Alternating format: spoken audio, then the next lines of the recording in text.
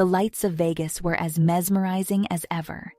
The city seemed to live by its own rules, oblivious to time. When Jack and I walked hand in hand into the grand hall of the hotel, there was a spark of excitement within me. Tonight, I only wanted to have fun and savor the moment.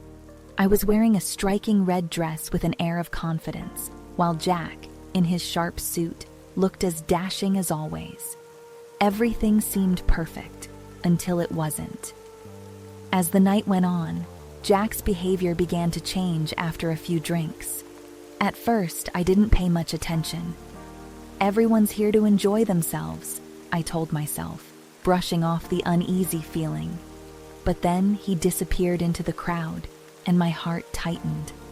Searching for him amidst the sea of people, I spotted him at the hotel bar. My stomach sank.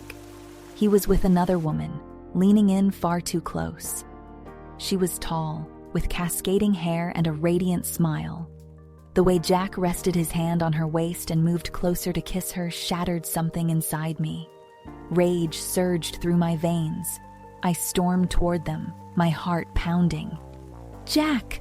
I yelled, my voice trembling with fury. Jack jerked back, startled, while the woman slipped away into the crowd.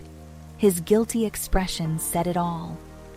This was a mistake, Eliza," he stammered, his voice shaky.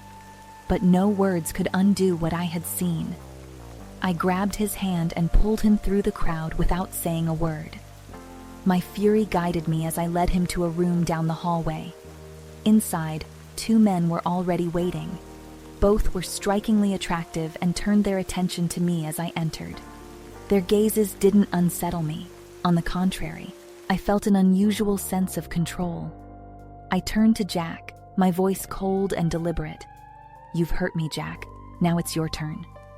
Jack stared at me, confused and alarmed. I took a step toward the men. Their eyes followed me, their presence calming yet electrifying. One of them stepped closer, his fingers brushing gently against my shoulder, sending a shiver down my spine. The other reached out, tucking my hair behind my ear. I locked eyes with Jack, who stood frozen in the corner, his expression a mix of anger and regret. The first man leaned in, his lips grazing mine in a kiss that began tenderly but grew more intense with every second. The second man moved closer to my neck, his breath warm against my skin as his touch traveled downward, igniting a fire within me. Jack's eyes burned with jealousy and helplessness, but I didn't stop. He needed to feel the pain he had inflicted on me.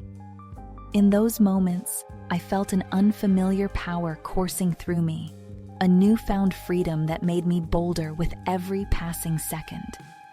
The hours that followed were not just about revenge. They were about reclaiming my own strength. By the time the first rays of sunlight spilled through the curtains, Jack was sitting silently in a corner of the room, his head bowed. I sat on the edge of the bed, adjusting my hair and meeting his gaze. "If you think we can move past this as if nothing happened, you're wrong," I said firmly. "You'll never forget this night, Jack, and maybe you'll think twice before you hurt me again." Jack lowered his head further, saying nothing. His silence spoke volumes. I rose to my feet and walked out onto the hotel balcony. The morning light bathed the Vegas streets, and I inhaled deeply. My life had changed in ways I hadn't anticipated. That night wasn't just about teaching Jack a lesson. It was about rediscovering myself, my strength, my limits, and the lengths I was willing to go to. Vegas had become a turning point I would never forget.